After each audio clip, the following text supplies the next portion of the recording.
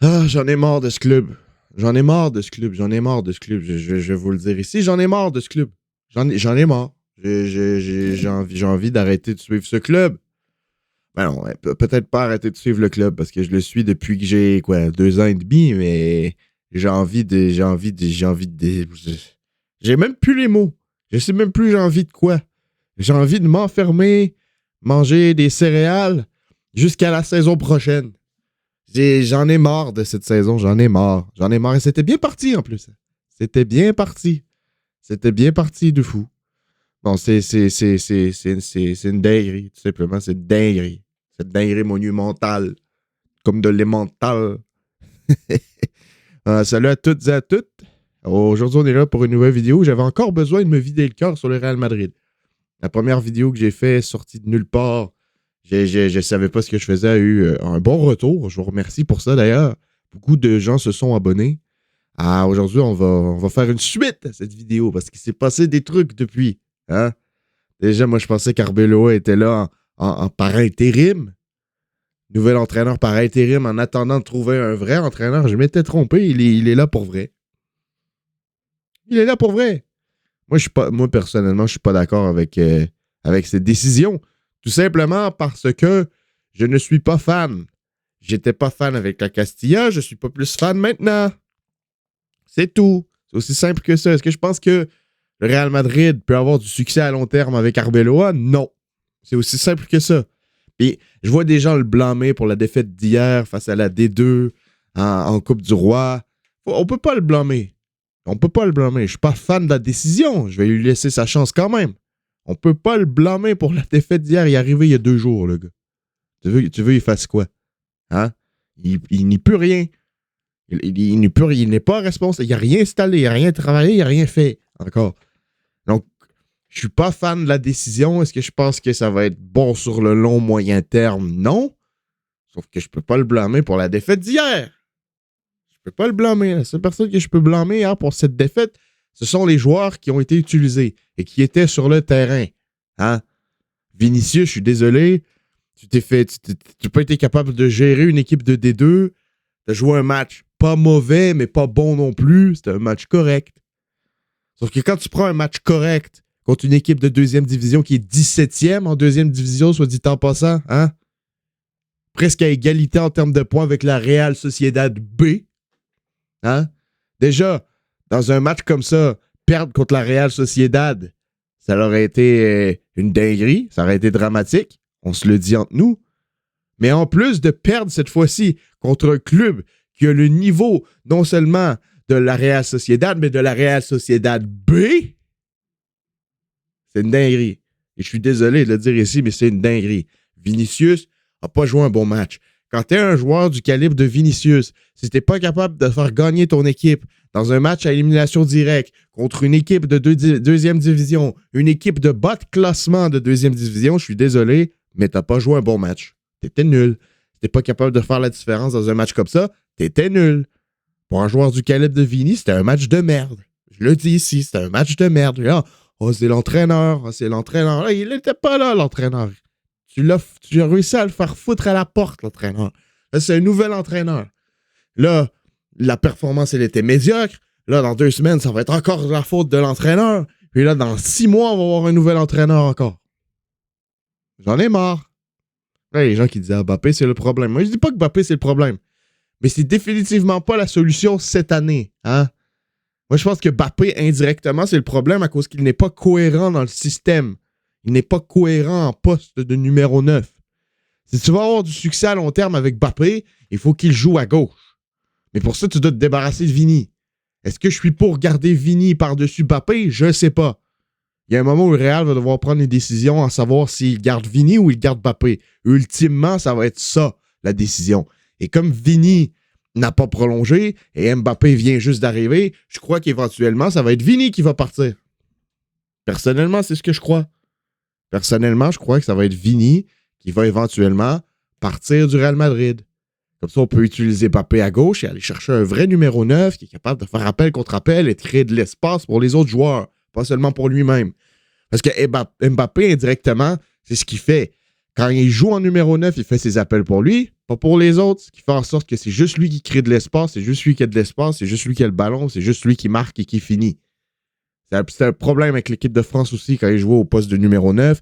C'est la même chose au PSG. Éventuellement, si tu veux avoir du succès avec Mbappé sur le long terme, il faut lui faire de la place à gauche. Parce qu'en tel, Mbappé, c'est pas lui le problème collectivement. Oui, est-ce qu'il est égoïste? Oui. Oui, chaque attaquant a un minimum d'égoïste. Est-ce qu'il est égoïste? Oui, c'est certain qu'il est égoïste. Sauf que, dans une équipe de foot, avoir un joueur comme Mbappé à la fin de la journée, si tu l'utilises correctement, tu vas avoir du succès. Le problème avec Mbappé, c'est outre qu'à la Coupe du Monde de 2018, il n'a jamais été utilisé correctement. Mettez-la à gauche, mettez-lui un vrai numéro 9, à la Benzema, à la Haaland. Là, vous allez voir c'est qui Kylian Mbappé. Là, vous allez voir c'est quoi une équipe de foot. Moi, personnellement, c'est mon opinion. Est-ce que je suis fan de Mbappé? Non. Est-ce que je défends Mbappé? Non. Est-ce que je suis fan de Vini? Est-ce que je défends Vini? Non, j'en ai rien à foutre. Si vous voulez faire partir Mbappé ultimement, faites-le. Moi, je veux juste le succès de ce club. Moi, je suis fan du club. Je suis pas fan des joueurs du club. Moi, tu peux faire partir tout le monde. J'en ai rien à foutre si c'est bénéfique pour le club. Est-ce que c'était cohérent d'aller chercher Mbappé au moment où ils l'ont fait? Non. Est-ce que ça peut le devenir si on lui fait la place? Oui. C'est ça mon point là-dessus. Là, j'ai vu des rumeurs en parlant de coach, en parlant de manager sur les réseaux. Là, Luis Enrique, il y a des rumeurs avec le PSG qui disent qu'il ne va pas prolonger, qu'il veut partir, etc., etc. Rien de confirmé, c'est juste des rumeurs. On parle des discussions, de ce qui se passe principalement sur X, sur Twitter. Là, les gens commencent à parler de Luis Enrique au Real Madrid. Moi, personnellement, est-ce que je pense que Luis Enrique va partir du PSG? Peut-être. Moi, je pense qu'il y a plus de chances qu'il reste que qu'il parte. Éventuellement, je pense qu'il va prolonger. Est-ce que je pense qu'il va prolonger à long terme? Je ne crois pas, mais je crois qu'il va prolonger. Ça, c'est mon opinion personnelle. Advenant le fait qu'il ne prolonge pas et qu'il vient disponible, est-ce que je le veux à Madrid? Je sais pas, pour vrai. Je sais pas. Je crois pas même que je le veux. Je crois pas du tout. Seulement, s'il y a des changements, je suis prêt à l'accepter. S'il n'y a pas de changement au niveau du joueur, au niveau de la mentalité, au niveau de l'effectif, ça sert à rien d'aller chercher Luis Enrique. C'est pourquoi? Parce que Luis Enrique, indirectement, c'est le même type d'entraîneur que Xabi Alonso. C'est un entraîneur qui valorise le travail, c'est un entraîneur qui est dur, c'est un entraîneur qui en a rien à foutre. Si tu joues pas bien, tu vas sur le banc. Et puis on l'a vu la saison dernière, hein? Début de saison dernière, Ousmane Dembélé, c'était pas fou. Il y a eu des tensions entre Dembélé et Luis Enrique au début de saison dernière. Dembélé a passé des matchs sur le banc. Dembélé a commencé des matchs sur le banc. Luis Enrique a mis Dembélé sur le banc début de saison dernière. Puis ça, à la fin de la journée, ça a été bénéfique pour le PSG puis pour Dembélé lui-même. Parce qu'ensuite, il a travaillé sur lui, il a travaillé sur ses performances, il est revenu, il a connu la meilleure saison de sa carrière et a remporté ultimement le Ballon d'Or.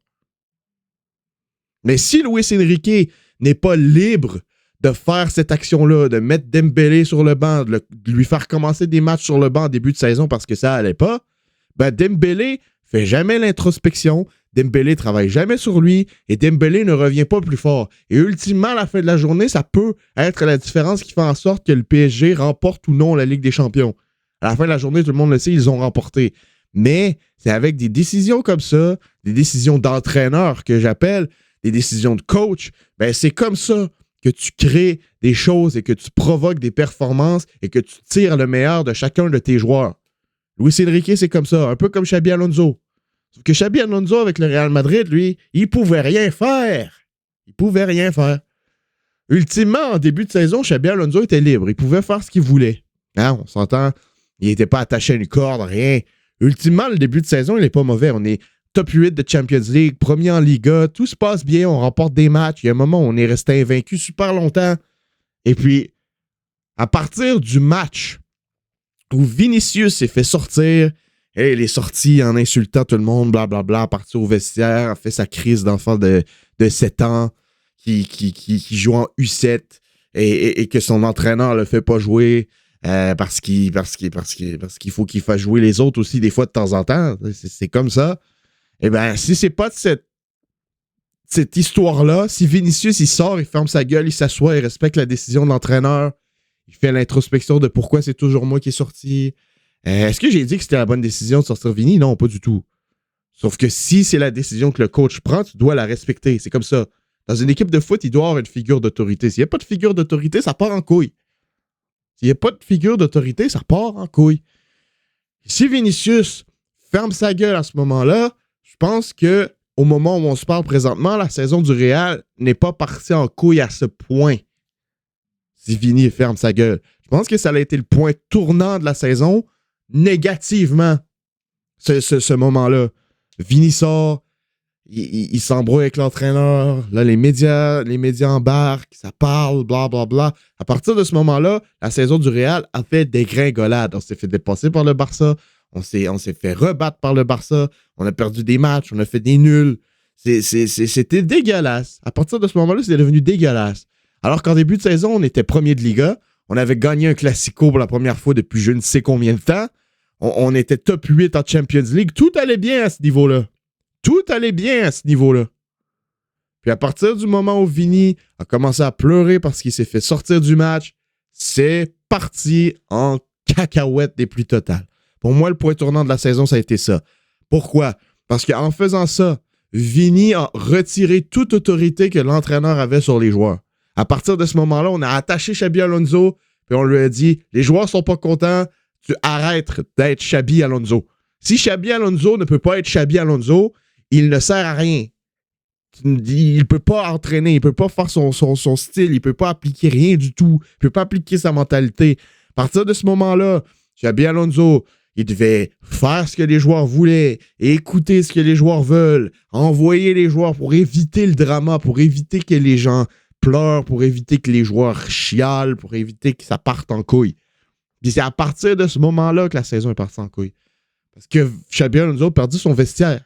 Xabi Alonso a perdu son vestiaire à cause que les joueurs n'étaient pas contents. Puis ultimement, je pense que si on ramène Luis Enrique avec ce même groupe, ça va être la même chose.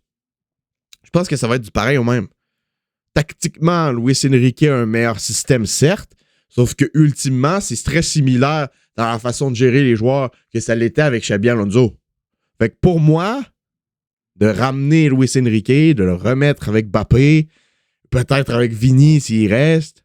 Éventuellement, je crois pas qu'il va rester. Vini, personnellement, c'est mon opinion. Je crois pas qu'il va rester, Vini. Je crois que ça va être du pareil au même. Ça va être la même chose. À part s'il y a un changement drastique dans la mentalité de l'équipe où les joueurs se disent on doit respecter l'autorité, on doit faire ce que l'entraîneur veut faire, on doit travailler. Parce que pour gagner dans le foot de nos jours, il faut travailler. Si tu veux pas travailler, tu vas perdre contre les équipes qui travaillent plus fort que toi. Oui, le talent, c'est important. Mais ultimement, si tu as le talent mais que tu ne travailles pas, tu vas toujours te faire battre par une équipe qui a aussi le talent mais qui travaille plus dur que toi. Même des fois, des équipes qui ont moins de talent, si elles travaillent plus dur que toi, vont te battre. Puis l'exemple parfait, c'est le Barça. Le Barça a moins de talent que le Real présentement, mais le Barça gagne toujours contre le Real parce qu'il travaille plus fort. Ils font la vidéo, ils écoutent la tactique, ils écoutent l'entraîneur, il y a une figure d'autorité. C'est ça qu'il faut. Sauf que là, les joueurs, on n'est pas content, on n'est pas content, on n'est pas content. Non, arrêtez. Là, je sais pas pourquoi. Les gens blâment toujours Mbappé là-dessus. J'ai l'impression que le problème principal de ça vient de Vini. Est-ce que je dis que Mbappé est blanc comme neige et n'a rien à voir dans cette chose? Non. Probablement qu'il y a un lien à quelque part aussi avec Mbappé. Mais je pense que la principale cause de tout ce problème-là, c'est Vini Junior. Puis je pense qu'à un moment, Vini Junior est devenu une distraction pour ce vestiaire et je pense que c'est plus bénéfique pour lui de partir, pour sa carrière personnelle et pour le Real Madrid en général. Je crois que Vinicius Junior doit partir. Je crois pas que Luis Enrique, c'est une bonne idée pour ce club-là. Et je ne crois pas que le duo Mbappé-Vini va finir par éventuellement marcher. Parce que tu peux pas jouer Vini en neuf, tu peux pas jouer Mbappé en neuf. Parce que les deux sont meilleurs à gauche. Sauf que quand tu en utilises un en neuf, c'est pas cohérent dans la tactique parce que c'est comme si tu jouais sans numéro 9 alors que le numéro 9, c'est la position la plus importante. En tout cas, le match d'hier, il m'a cassé les couilles. Le match d'hier, il m'a cassé les couilles. Je sais qu'il y avait beaucoup de joueurs, l'équipe seconde qui jouait, les jeunes. Mais Mais dans l'ensemble, tu dois gagner ce match-là. Tu avais Valverde qui jouait. T'avais Vini. T'avais Oysen, Asensio en défense. Normalement, tu prends ce match sans trop de difficultés. Là, tu pars 3-2 à la 94e. Tu égalises à la 91e. C'est une dinguerie, là. Là, tu peux pas dire que c'est la faute de Xabi Alonso. Il était pas là. Il a été foutu à la porte par ta faute. Vini, lui, était sur le terrain. Vini était sur le terrain. Et a-t-il su faire la différence? Non. Il a connu un bon match dans le Classico contre le Barça en finale. Certes, il a bien joué. Sauf que dans ce match-là, c'était... Et c'est ça le problème avec Vini. Depuis que Mbappé est là, c'est le manque de constance. J'ai l'impression qu'il se frustre rapidement. La frustration embarque trop vite. Le match commence mal. Wow. Il est frustré, commence à blâmer tout le monde. Ah, c'est la faute à lui. Ah, c'est la faute à lui. Ah, c'est la faute à lui. Mais jamais c'est ma faute à moi. Toujours, c'est la faute aux autres. Toujours, c'est la faute aux autres. Je déteste ça. Je déteste ça. Puis pour avoir joué au foot moi-même dans le passé, je détestais quand il y avait des joueurs comme ça dans mon équipe. Je détestais. Je comme, introspecte un petit peu. Regarde-toi. Est-ce que je dis que c'est uniquement de la faute de Vini? Non. Sauf que tu peux pas commencer à blâmer tous tes coéquipiers, à blâmer l'entraîneur, à blâmer le club, à blâmer la direction, à blâmer telle personne, à blâmer telle personne. C'est pas comme ça que ça marche. C'est pas comme ça que ça marche. Des fois, il faut se regarder nous-mêmes.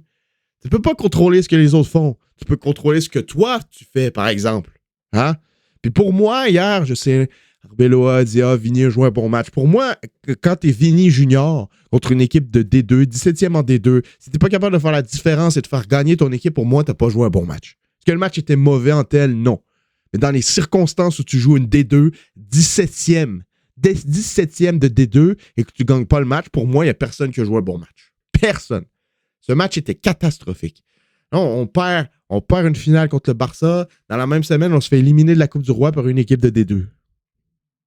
C'est le pire Real Madrid que j'ai vu de ma vie. Hein. Puis j'en ai vu des Real Madrid dégueulasses avant que CR7 arrive. Mais cette fois, c'est... Le Real, la première saison que CR7 est parti avec Hazard, c'était quelque chose de pas beau à voir.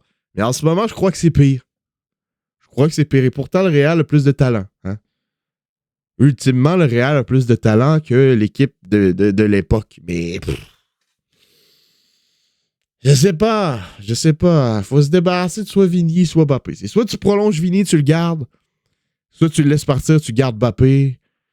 Soit tu peux pas garder les deux. C'est soit tu te débarrasses de Mbappé, soit tu te débarrasses de Vini. Puis je crois que le contexte fait en sorte que c'est plus facile de se débarrasser de Vini. Parce que je crois qu'il veut partir. La manière dont il se comporte depuis la saison passée, moi, je crois qu'il veut partir. Je crois qu'il veut partir, Vini. Je crois qu'il veut partir. Luis Enrique, c'est pas une bonne idée pour moi.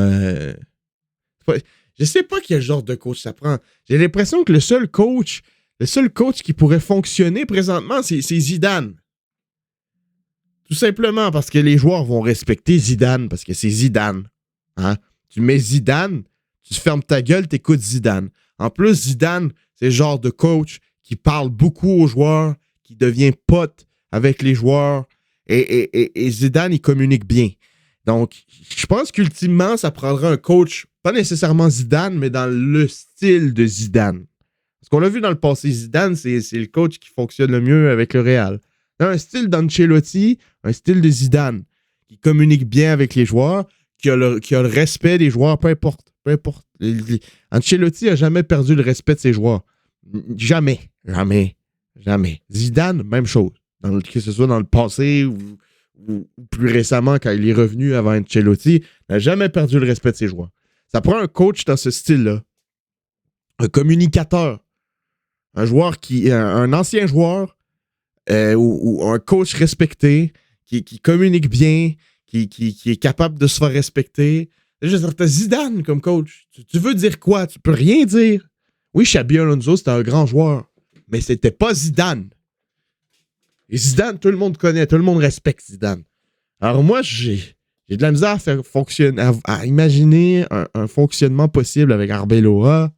Puis on dirait que peu importe le coach que je regarde qui est disponible ou qui est éventuellement disponible, parce que Guardiola va peut-être quitter City, Le Guardiola, c'est pas une bonne idée non plus. Trop tactique pour le Real. C'est trop tactique. Ça fonctionnera pas, c'est trop tactique. Luis Enrique, non. Jürgen Klopp, je suis pas fan non plus. J'ai l'impression que la seule option qui est réaliste et plausible, c'est Zidane. Parce que Zidane, apparemment, il va reprendre l'équipe de France. Alors là, ça nous met dans une situation où il sera peut-être pas dispo, où il acceptera peut-être pas de venir. Mais j'y comprends rien, frérot. J'y comprends rien. Mais ça nous prend un entraîneur dans ce style-là. C'est démontré. C'est démontré dans le passé, le Real Madrid a besoin d'être libre. Le Real Madrid ne doit pas être pris dans un système. Est-ce que c'est une bonne chose? Selon moi, non. Parce que à la fin de la journée, je pense que c'est mieux de travailler, d'être tactique, de suivre les normes en termes de football dans le football d'aujourd'hui. Sauf que si c'est ce qui marche pour le Real, c'est dans ce qu'il faut aller. Hein? Un coach qui est plus ami avec les joueurs et non ami avec Messi. Le jeu de mots. Ami. Je suis désolé pour ça. Mais ouais. C'est ce que j'avais à dire, ultimement. C'est ce que j'avais à dire. Je suis dépité. J'ai hâte de voir la suite des choses. Là, tout ce qui nous reste, c'est la Champions League. Imaginez, on prend la Champions League. Imaginez, après tout ça, on prend la Champions League. Par quelconque miracle. Parce que c'est arrivé dans le passé, le Real connaissait des saisons merdiques. On parlait bla bla bla bla bla bla bla. Et puis à la fin, on prenait la Champions League, tout le monde fermait sa gueule. Peut-être c'est ce qui va arriver. On est encore là en Champions League. On a pas mal joué en Champions League depuis le début de saison, mais je nous vois mal prendre le Barça, prendre le Bayern, prendre Arsenal, prendre ces clubs-là en Champions League, je nous vois mal. Parce qu'il n'y a rien d'impossible. Il n'y a rien d'impossible. Tout de même, j'ai hâte que la saison soit terminée, qu'on puisse passer à d'autres choses, hein? Qu'on puisse bâtir vers le futur, puis qu'on puisse voir ce qui va se passer. À la fin de la journée, je crois qu'on ne peut pas garder Vini et Mbappé. Plus longtemps on va s'entêter à vouloir garder les deux, plus longtemps ça va prendre à ce que l'équipe redevienne ce que c'était dans le passé, pour moi. Parce que c'est de l'entêtement, là. Ça marche pas. On le voyait la saison dernière, ça marchait pas, ça marche pas plus cette saison. Oui, des fois, il y a des matchs où ils vont faire des dingueries monumentales ensemble. Le duo va fonctionner. Mais sur une saison complète, le duo n'est pas compatible. C'est aussi simple que ça. Donc, laissez-moi savoir ce que vous avez pensé de tout ça dans les commentaires. Laissez un petit like, abonnez-vous. Ultimement, faites ce que vous voulez. J'en ai pas rien à foutre. Moi, je suis là seulement pour donner mon opinion. Et si vous appréciez le regarder, tant mieux. Si vous appréciez pas, tant pis, insultez-moi dans les commentaires. J'en ai rien à foutre.